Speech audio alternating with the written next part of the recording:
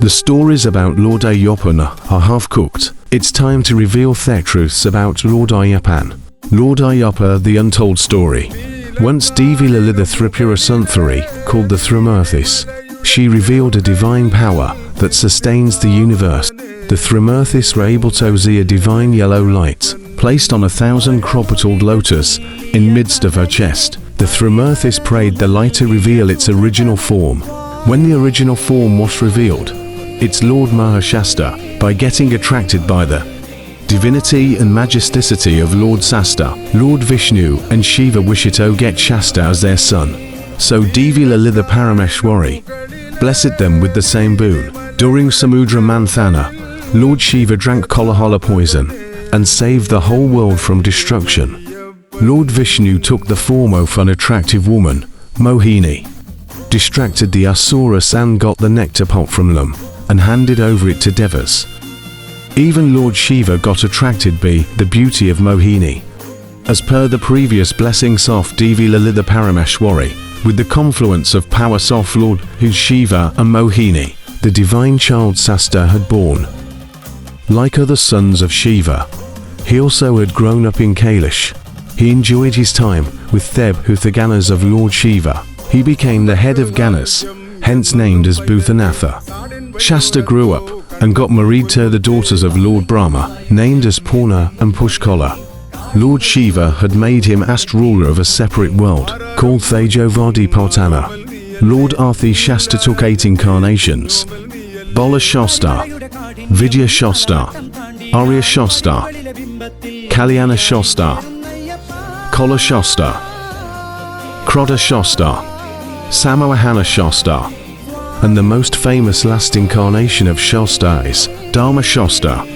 During Satya Yuga, Thiedman Mahishasura was killed by Devi Durga. He had a younger sister named Mahishi. She did tapas on Lord Brahma to seek immortal powers, to revenge back on Devas for her brother's death.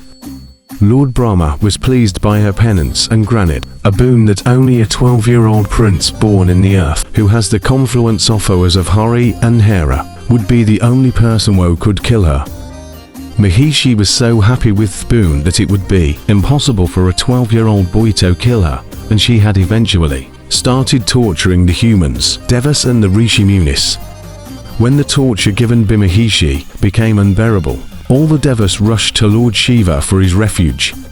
Lord Shiva approached Mahashasta and told that it's time for his incarnation as Dharma Shasta in earth. Shasta landed as a child in the banks of River Pamba. There was a kingdom in Kerala called Panthalam, ruled by the King Raja Shekhara Pandya, a descendant of Pandyan Empire of Madurai. But this royal couple did not have a child for many years. The queen was praying to Mahavishnu, her Ishta-Devatha, and the king offered his prayers to Shiva to get a child. One fine day, Kulashekara Pandyan went on hunting in the banks of River Pamba. He found a male child lying in the banks of River Pamba. He considered the child to be a boon from the god, and he named him as Manikonda, since a Manimala has been tied around his neck. The king took this male child to his kingdom. The queen was happy to receive the new prince. The whole kingdom was celebrating his arrival. The royal couple was happily ruling Panthalam with their adopted son Lord Ayyappan until the queen delivered her second biological child. Slowly the queen's attention and love shifted towards her own younger child, and she eventually started hating Ayyappan due to fear in her mind that Ayyappa would be next successor of the kingdom, since he was the elder one. Ayyappa was the wise child among students of Gurukul. He was loved very much by people of his kingdom. The queen could not tolerate this. She had planned to kill Ayyappa with one of her evil ministers, but all of her plans went in vain. The queen and her minister came up with a new plan. They had convinced the royal physician to lie to the king that the queen is suffering from a fatal disease, and the only medicine to cure disease is tiger's milk. As planned, she enacted her drama by eminent acting, and she knew for sure that Ayyappa will go to forest to get the tiger's milk because of his love towards her. Both the king and Ayyappa were worried about Queen's illness. It's announced in the kingdom that one who gets tiger's milk will be awarded with a huge sum of gold as appreciation. But no one came forward to help the dying queen.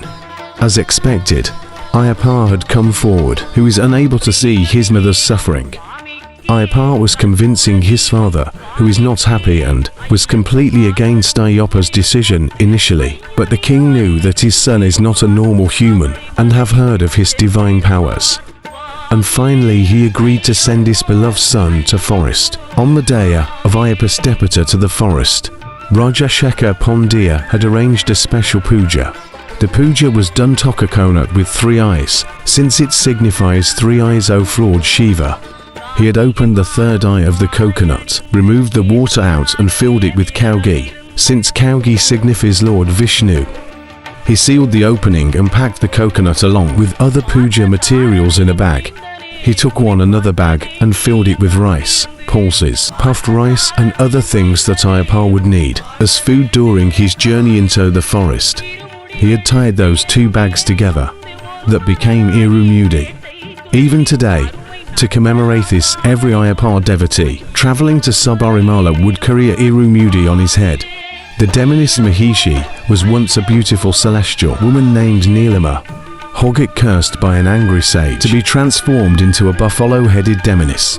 And the curse would only end when the feet of 8th incarnation of Lord Shasta touches her body. Mahishi lost all her divine qualities and started torturing the tribals of forest where she had resided.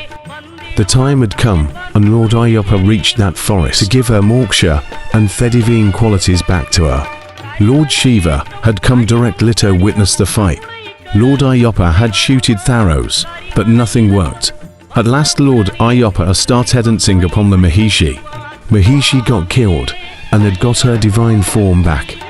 The tribals, looking at the death of Mahishi and powers of Ayyappa, began to dance in joy with their weapons in tribal attire that had turned to become the petithal ritual in Urumeli. All devas were happy to hear about the death of Mahishi. Devas had started showering flowers upon Lord Ayyappa. Devas wanted to help Lord Ayyappa with his promise. Hence they had disguised into a group of tigers, and the Devathas had turned into tigresses and cubs. Lord Ayyappa sat upon Indra, the head of Devas, and headed towards Panthalam with his group of tigers. The people of Panthalam were shocked to see Ayyappa. The queen and the minister were also shocked to see the tigers. All of them had realized their mistakes and understood that Ayyappa is not a normal human, but an incarnation of Lord Shasta. The king had requested Ayyappa to leave the tigers back in forest. Ayyappa agreed to his words and left the tigers back in forest. Ayyappa came back to the palace and made a shocking announcement that he is not going to succeed the Panthalam throne and his younger brother should be crowned as the king. Instead he wanted to do thapis for the welfare of the world. But his father was not happy with the decision of Ayyappa.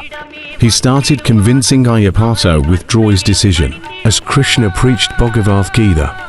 When Arjuna was in a dilemma, similarly Lord Ayyappa had preached Bhoothanatha Gita to his father, who was bound by mere worldly pleasures and emotional bonds, which was later penned down by Vyasa Maharshi as a text named Bhoothanatha Upakhyana, a part of Bhahmanda Purana.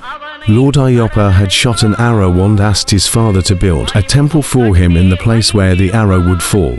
As per the request of his father and his guru, Ayyappa agreed to open his eyes once in air and bless the devotees who visit his hill shrine after brahmachari vrata of 48 days. The Subrahmanyam temple was built as per the instructions given by Lord Ayyappa to his father Raja Shekhar Pandya, with Vishvakarma, the divinest sculptor, being its builder. The idol of Lord Ayyappa was installed by Lord Parashurama, and the first puja was performed by Sage Agastya. As per the special request made by his father and his guru, Lord Ayyappa, who was an ardent celibate, agreed to bless the devotees in the form of a married king only on the day of Makara Kaalam. On this day Lord Ayyappa is adorned with his jewels, brought in 3 boxes from Panthalam Palace, carried by a group of swamis with an eagle leading their path. It is believed that, as per the request of Ayyappa's father and his beloved guru, Ayyappa agreed to open his eyes only once in a year from his tapas and bless the devotees. He had also promised that on the day of Makara Sankranti, he will appear as a twinkling star in the evening dark blue sky above the Ponambola Meadow, located opposite to his shrine, called to be as Makara Jyothi and Uttram Nakshatram. He also had told his father to set a huge fire at Ponambola Meadow by the tribals every year on the same day, called Makara Vilaku. This huge fire represents Lord Ayyappa's Jyothi Swarupa. This documentary is a tribute to the Almighty Lord Ayyappa. Swamiya Sharanam Ayyappa. Follow and know more with Kshetra Sanchari.